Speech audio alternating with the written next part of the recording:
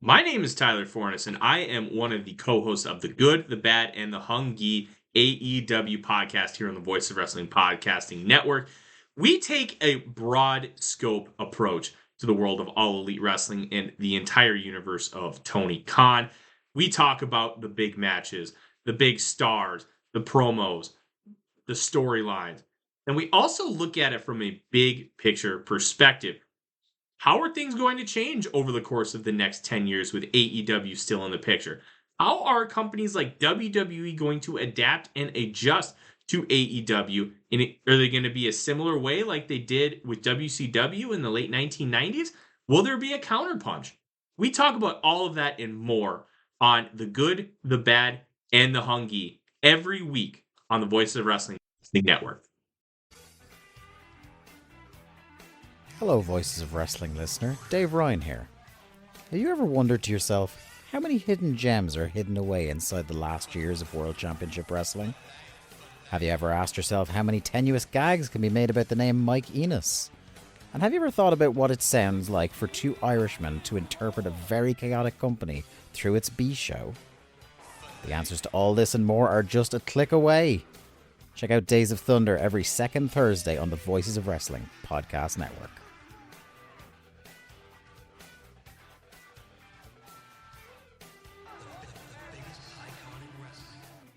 Marriott Bonvoy is the official hotel partner of US Soccer. Join Marriott Bonvoy today to get closer to the game with exclusive perks, unforgettable experiences, and benefits that go beyond the pitch. Spring Hill Suites, part of Marriott Bonvoy, offers complimentary hot breakfast and spacious all-suite accommodations, perfect for the whole team, with room for up to 6 guests. Make your next getaway a win. Learn more at springhillsuites.marriott.com. If you're an HVAC technician and a call comes in, Grainger knows that you need a partner that helps you find the right product, fast and hassle-free. And you know that when the first problem of the day is a clanking blower motor, there's no need to break a sweat. With Grainger's easy-to-use website and product details, you're confident you'll soon have everything humming right along. Call 1-800-GRAINGER, click Grainger.com, or just stop by. Grainger, for the ones who get it done. This podcast is a member of the Voices of Wrestling Podcasting Network. Visit voicesofwrestling.com to hear the rest of our great podcasts, as well as show reviews, columns, opinions, and updates across the world of wrestling. Welcome to Jumping Bomb Audio.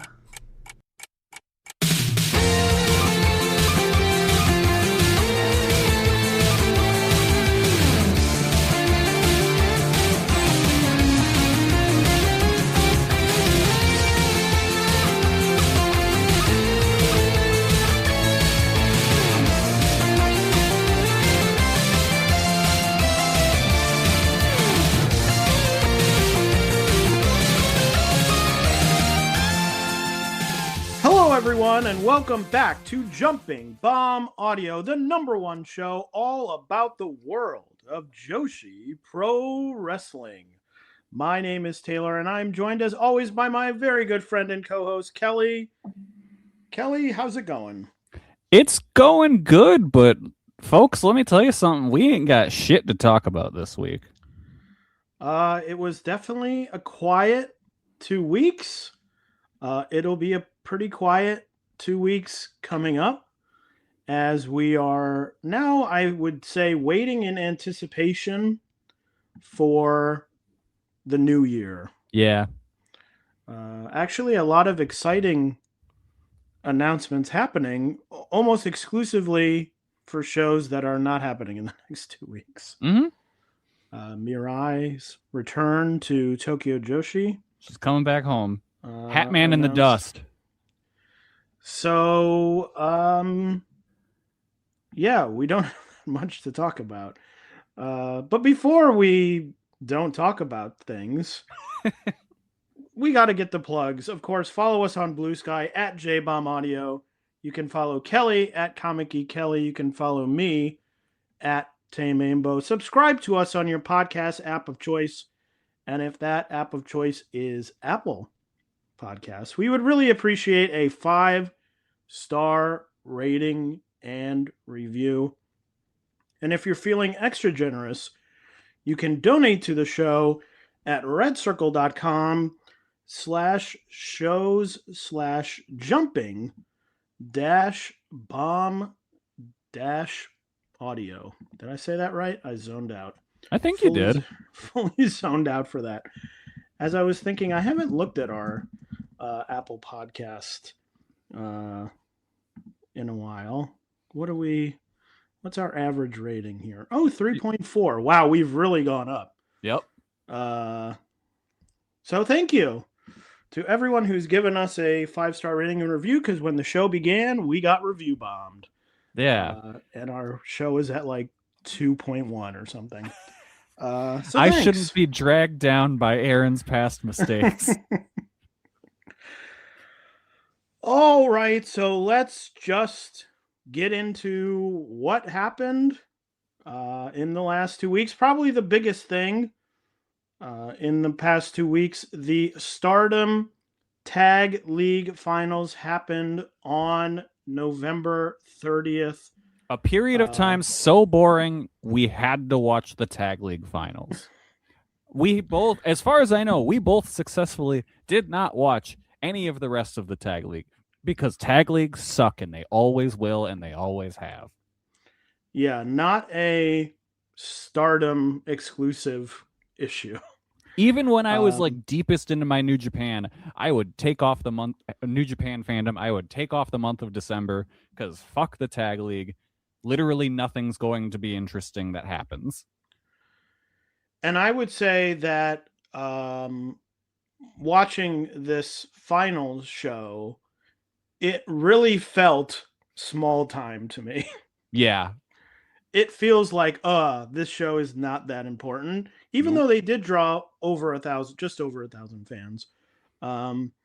Just the look of the venue and the filming was like, oh yes, this is not a big thing. Yeah. But I guess, Kelly, the important thing, any thoughts on they had the semifinal matches, the 2 semifinal matches, and then the final match of the Goddesses of Stardom Tag League, won by the duo of Aya Sakura and Sayaka Kurara. Kelly, any thoughts on the matches? I thought the Sakurara defeating Hanako and Megan Bayne was a pretty good big versus little match. I enjoyed that. The next match was really not any good at all. Tora and Ruaka beating Kuragane and Bozilla, like fucking sure, whatever. I don't like putting the champions in the tag league. Just because you have to have them go far because they're the champions, but then you put them in the finals, and well, if they lose, cool, we get to see that match again for a tag title shot at some point in the near future, and I don't want to see that match again. It was a fine 3.5-star match that I am not pounding down the doors to see again. So I don't care for that. The final, like I said, a fine 3.5-star match, whatever, mostly boring. It was very funny that Tora was blue because of her mist from earlier in the night, and she didn't want to wash her face to ruin her makeup, so she just looked like a Smurf. That was really good. And also, I don't want to see people get thrown into chairs anymore. I'm tired of it. Don't need to get the fans up. Just stop. When did that start? Because I know they've been doing it for a while, but it seems like now everyone's like, we're all doing it. Let's so go. excessive now. Like, it just is all the goddamn time. It's just so odd because it used to happen very rarely is maybe not the right word, but less often than it does now. Yeah. It feels like they got backstage and everyone was like, we got to do this. Let's all do it. We got to make those fuckers run. Yeah, get these people some exercise. Have you seen our fans? They're fat as shit. We got to make them run. I would say I really have nothing to say about any of these matches. I thought they were all average at best. I mean, The second match, the Hate and Mi Vida Loca match, is at a 4.88 on Cage Match, which is incredibly low for anything in Stardom. Yeah. And especially a match of some significance. Like, I don't know if there's any match I can think of this year from Stardom that would be that low. Yeah. My favorite part of that match was how Bozilla was selling the mist after the match, where she never like got water to wash her face off. She was just like powering through it and being like, I'm fucking blind, but I'm too strong to wipe my face, so I'm gonna go lead me back to the back. I'm trying to figure out what is the lowest rated. Yeah, while you're doing that, the best moment of the whole show came in the tag match immediately following the semifinal matches, where Waka got the pin on Rina, and it was awesome. Everyone was shocked. Like, just no one in a million years expected Waka to win that match, and the crowd lost it. Everyone in the ring lost it. It was great. And then Maika came back, and that was fun. That was the most newsworthy match, probably. Yes, which we will talk about. Her official in-ring return will be happening coming up in the next 2 weeks. I have looked it up on Cage Match. I guess I would say unsurprisingly. It's another Tora match? No. The worst rated match. Now, there's many matches on Cage Match in Stardom that are not rated at all. Well, yeah. They don't have enough ratings. This match has a 0.08. Oof. And I would say it is the most infamous match in Stardom history. Can you name it? Is it one of the Rossi pervert matches? Like Ben those? No, it is infamous for a different reason. Not for pervert reasons. The shoot.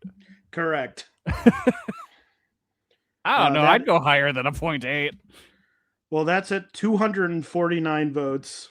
That's performative star ratings. I'm sorry. One person gave it a 10. Where is this person? Oh, is it not on here? Oh, read all comments. Great. Beautiful match. Beautiful. Oh, boy. Oh, and this is from September 28th of this year. Beautiful match, spelled wrong. Beautiful. And very respectful and very clean. I don't think this girls doesn't hate each other. I think just they need more performance. You know, that's a take. Makes you think. Makes you think. Many people are saying. A lot of people are like, it's boring. I'm like, okay. I feel like that match has a floor of 3 stars. I mean, I haven't watched it no, since it happened, but like just on intrigue factor alone. Oh, sure, just from a view of what the hell's going on. It's a lot like the same where it's like giving 4 stars to the Noah stare down match. Oh, sure. It's that kind of vibe where it's like I don't think I could go below 3 on the shoot incident. Besides that, I mean, you'll never name this match. It is from October. Match? No, it is from October of 2024. Oh. And it is a 1, 2, 3, 4, 5. It is a 12-person tag. I'm gonna guess it's some mixture of Hate versus Cosmic Angels. What was this billed as? Let's see. There are people who are in Cosmic Angels, but wait. Where is it? How is this build? Bring me to the show. Card with guide. No. Okay. No. It was not Cosmic Angels. It was 12-person tag team match. This has a 2.21 from October 5th, 2024. Stardom Nagoya Golden Fight 2024. Dump Matsumoto, Konami, Momo Watanabe, Natsuka Tora, Ruaka, and Zap. Oh, yeah. Take on the Empress Nexus Venus team of Hanako, Maika, Mina Shirakawa, Rion, Waka Tsukiyama, and Xena. That was from when they were doing all that promotional stuff with yes, the show. The show. Yeah, the Netflix show. When was that match? October of 2024. Okay, I'm seeing if I still have my notes. A shocking number of 2024 and 2025 matches are very low on this list. Let's see. We might not have reviewed that show. I mean, they did it also a couple times because also 3.2 from January 3rd, 2025 is another Dump Matsumoto Zap matchup. Oh, I wish I could. So 5.88 actually. What was it? 4.88? I think so, yeah. 4.88. Okay. Oh, the one you said it was on January 3rd was the one. Yeah, other one? 2025. Okay, that match ruled because that's the one where Daichi bladed. Oh, yeah. I forgot about that. That one got 5 stars. And Kurara pinned Tora. That match ruled. Well, the people of Cage Match don't agree with you. They're wrong, and they're always wrong. Fellow 4.88s on Cage Match from 2021, Momo Watanabe versus Ruaka versus Saki Kashima. Yeah, I bet that was bad. Hazuki and Momo Kogo versus Mariah May and Mina Shirakawa from 2023. Is that a Stardom in Showcase match? That is a 5-star Grand Prix undercard match. Well, that's your own fault for watching one of those. You played yourself. You don't get to rate those matches poorly because they're not going to be good and you should know better. Miran versus Miyu Amasaki from a 2022 New Blood show. Momo Kogo versus Rani Yagami from 2024. And those are the 4.88s. All right. So this shares that company. So there you go. I guess not as low as I thought it would be. There is at least, what is this? 125 matches rated lower than this, which is very shocking. Very shocking. Yeah. And I guess no one was watching back then. Yeah. But like the earliest match that is this low is like 2021. Yeah. Like there are no bad matches. They never had a bad match before 2021. Yeah, like, I would think someone would have come in and been like, I dropped in for this show and I fucking hated it. Like, yeah, I mean, Rossi would agree. All that stuff was great. What is the lowest rated pre-2020 match? I can't even find any. Well, other than the shoot. I mean, I'm assuming you know why? Because they don't have enough ratings. Yeah, no one was watching. I'm assuming. Yeah, that would be why. All right. Well, anyway, that burned 10 minutes. But anyway, the tag leagues are over. Hooray. Thank God. And I would say don't have to watch the show. Nope. Because if you miss the match, you're about to see it again. Yep. Marriott Bonvoy is the official hotel partner of US Soccer. Join Marriott Bonvoy today to get closer to the game with exclusive perks, unforgettable experiences, and benefits that go beyond the pitch. Spring Hill Suites, part of Marriott Bonvoy, offers complimentary hot breakfast and spacious all-suite accommodations, perfect for the whole team, with room for up to 6 guests. Make your next getaway a win. Learn more at springhillsuites.marriott.com. If you're an HVAC technician and a call comes in, Grainger knows that you need a partner that helps you find the right product, fast and hassle-free. And you know that when the first problem of the day is a clanking blower motor, there's no need to break a sweat. With Grainger's easy-to-use website and product details, you're confident you'll soon have everything humming right along. Call 1-800-GRAINGER, click Grainger.com, or just stop by. Grainger, for the ones who get it done.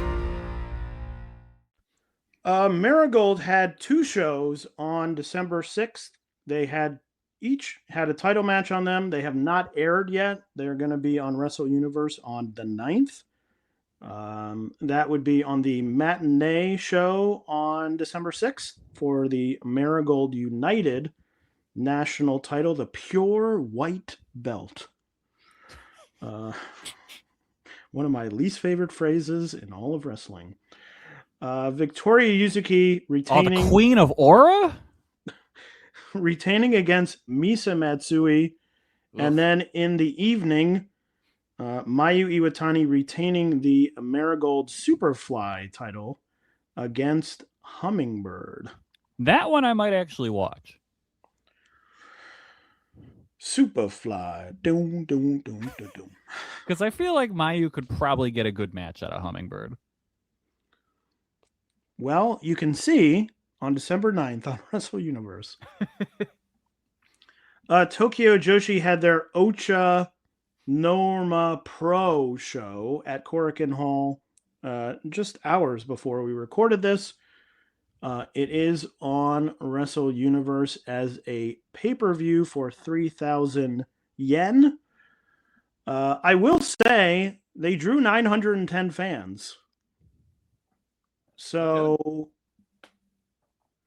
I'm assuming that's mostly Ocha Norma fans? Question mark? Maybe. Does that count as a Tokyo Joshi draw? What do we think? Sure. I mean, they're teaming up with someone. Why not?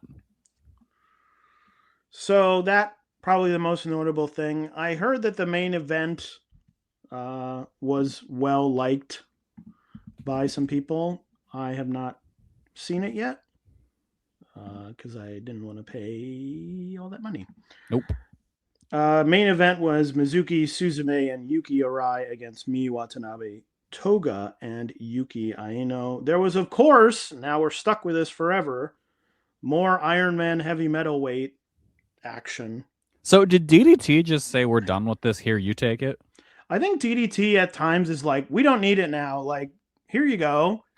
Like during WrestleMania when it used to come over like every year and it was like, the Young Bucks book has won the title. Like, they're like, yeah, we don't need it. You don't need it 365 days a year. Yeah.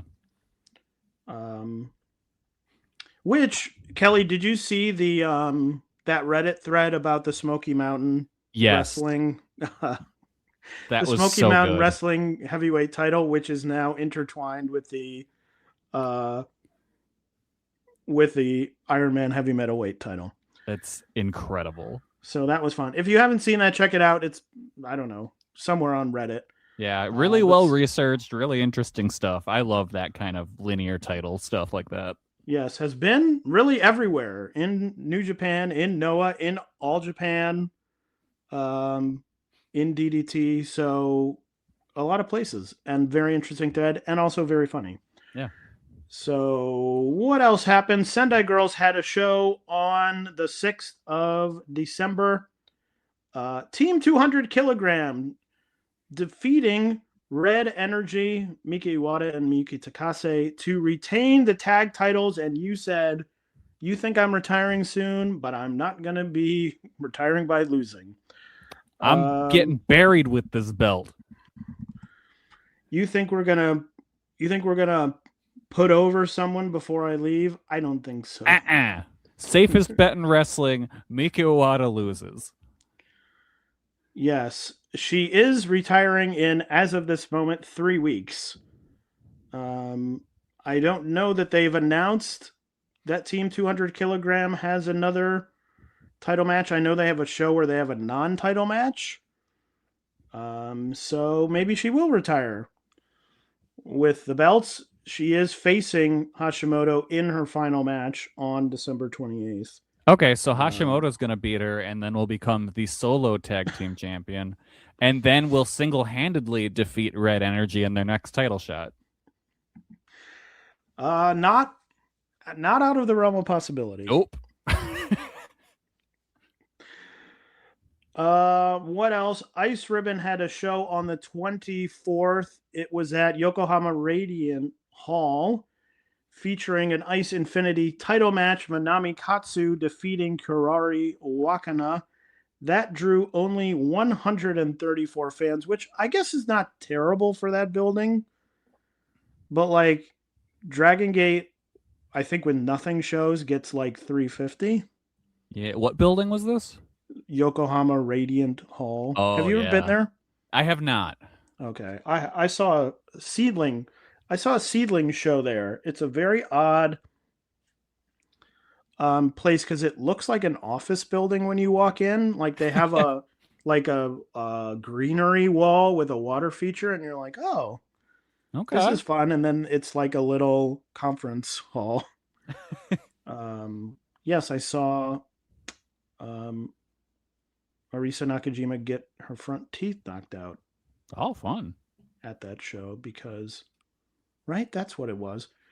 Someone did like a splash mountain into a knee lift. Like, did a splash mountain.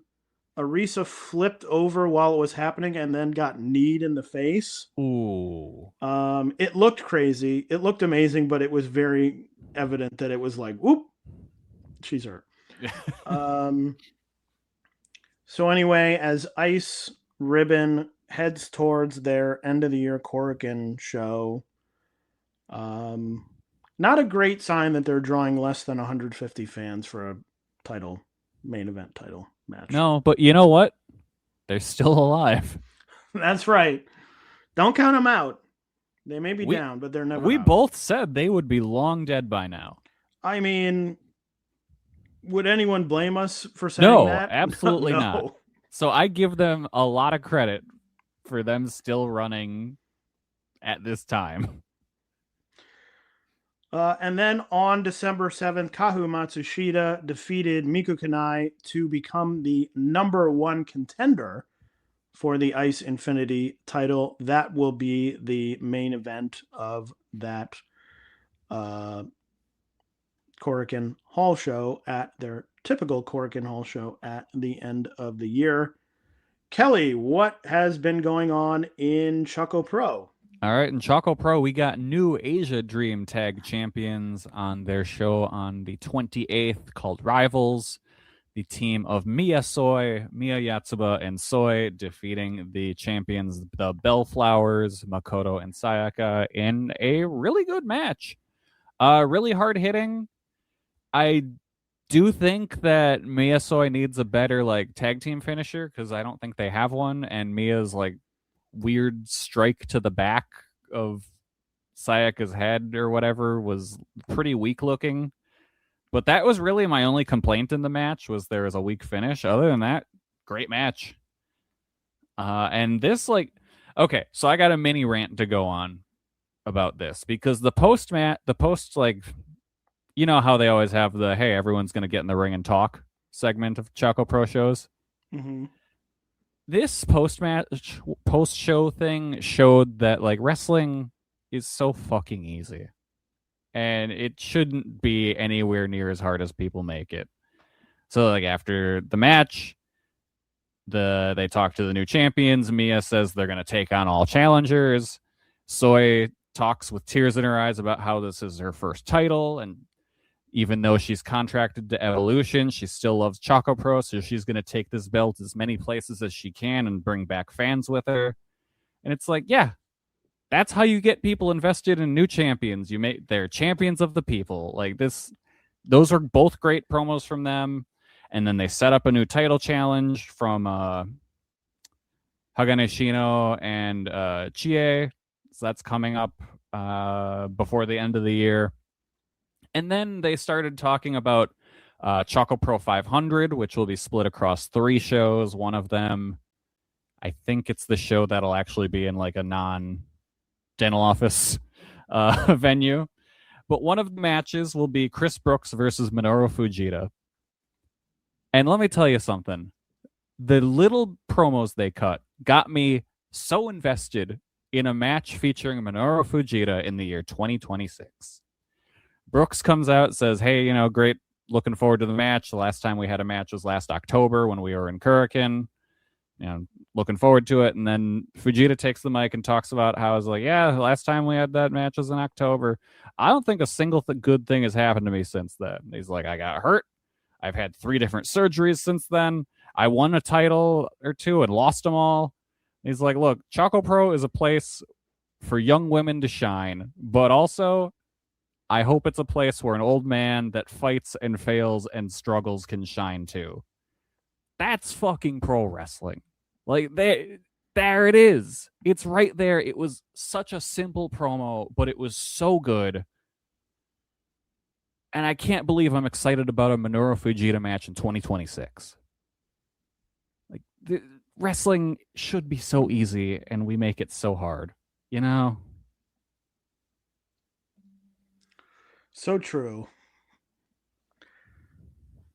But what is coming up in the next 2 weeks? Well, probably the biggest thing in the next 2 weeks is Stardom has a Korakuen Hall show tomorrow as we record December 8th. Will have already happened by the time this episode is out. The 3 big things on the show. Maika makes her in-ring return, teaming with Saori Anou, Sayaka Kurara, and X versus Saya Kamitani, Natsuko Tora, Ruaka, and Azusa Inaba.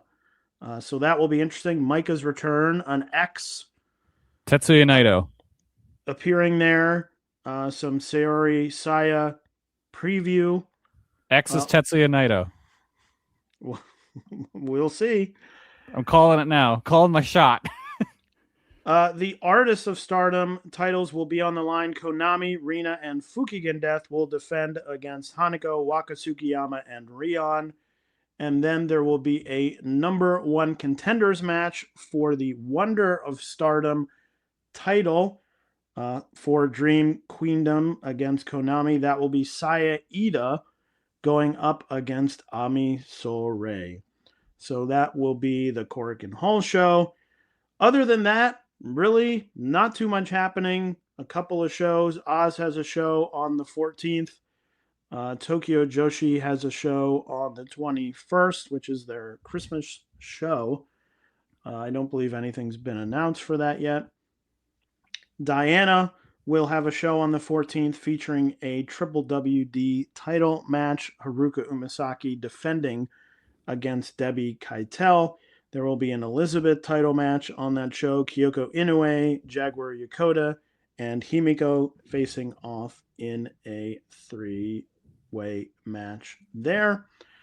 Other than that, not much going on as we wait for the big end of the year spectacles to happen. So, Kelly, I throw it over to you for Kelly's Corner. And I think you know what I'm going to talk about. I believe I do. I saw today Kill Bill, The Whole Bloody Affair in theaters, and it was wonderful. It was so good to see those 2 movies as one, how it was intended. It was awesome to see the Crazy 88s fight in full color instead of black and white. Just what tremendous movies those are that turned into one movie. You are going to see it soon, I know. I am. I'm seeing it in less than a week. Nice. So. I don't know if you've heard, there is a 15-minute intermission in the middle, which is very nice. I mean, I would hope there's an intermission in a movie that's 4 hours and 40 minutes long. Or else people would just be flaying the whole movie. It is just like a blank screen that says intermission, so it's not like there's anything playing during it, so you can go do whatever. Do you know anything about Fortnite? No, I was about to ask, did you stay for the Fortnite I sure did. the credit sequence? Yeah, there is a post-credit scene that is made to promote the Kill Bill Fortnite crossover. There sure are a whole lot of Fortnite references in it. So if you don't know anything about Fortnite, those will be lost on you. I will say I did read an article that was like, Quentin Tarantino is horrible because he did this Fortnite thing. Like, it made it seem, because I think the headline of the article is like, Kill Bill is the worst of Quentin Tarantino. And I was like, what? And I clicked on it and they're like, there's a Fortnite after credit sequence. And I'm like, oh, I don't really care about that.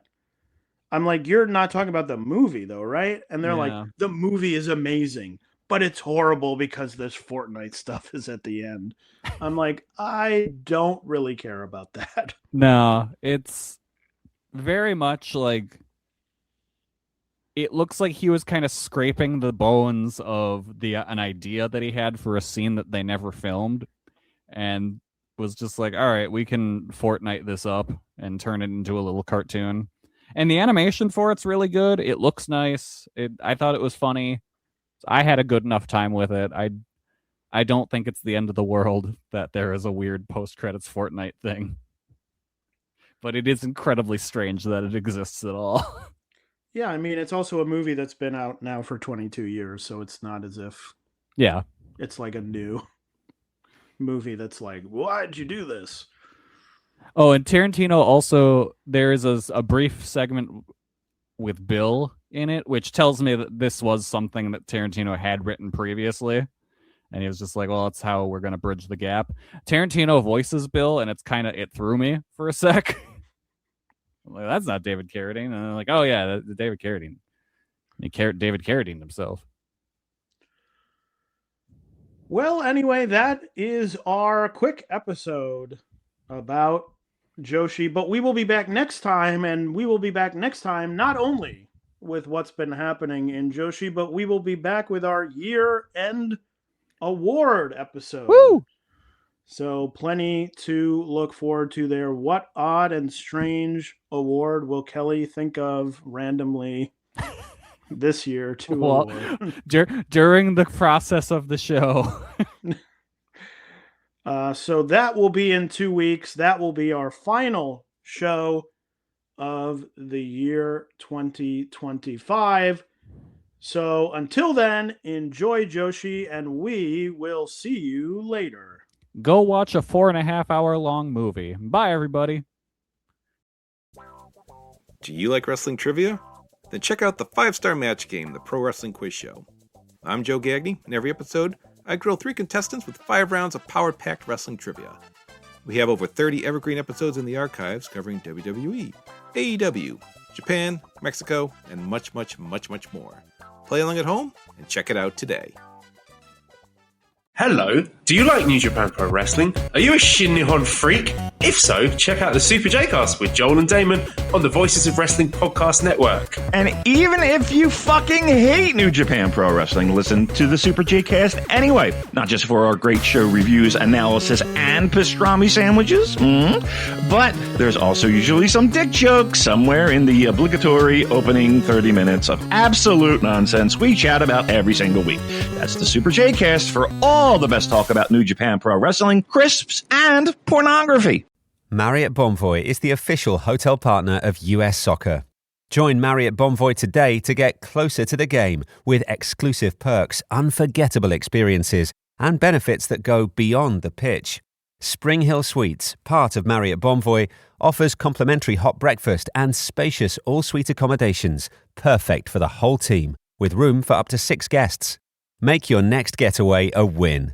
Learn more at springhillsuites.marriott.com. If you're the purchasing manager at a manufacturing plant, you know having a trusted partner makes all the difference. That's why, hands down, you count on Grainger for auto reordering. With on-time restocks, your team will have the cut-resistant gloves they need at the start of their shift. And you can end your day knowing they've got safety well in hand.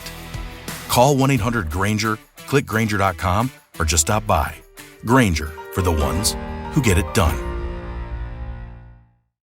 Hair piles in the house. She shed. Her hair was just everywhere. At Rough Greens, we know dogs need live nutrition just like we do. We have had a lot of issues with her skin. Sometimes itching and scratching, lack of energy, digestive issues, they're not medical issues at all, but more likely they're nutritional deficiencies from eating dead food. A lot of the nutrients just aren't there anymore. The good news is you don't have to change your dog's food to improve your dog's health. Simply add a scoop of Rough Greens and make even the best dog food better. I was truly amazed how fast it worked. One of the most noticeable things is her coat doesn't have the itching. He doesn't shed as much.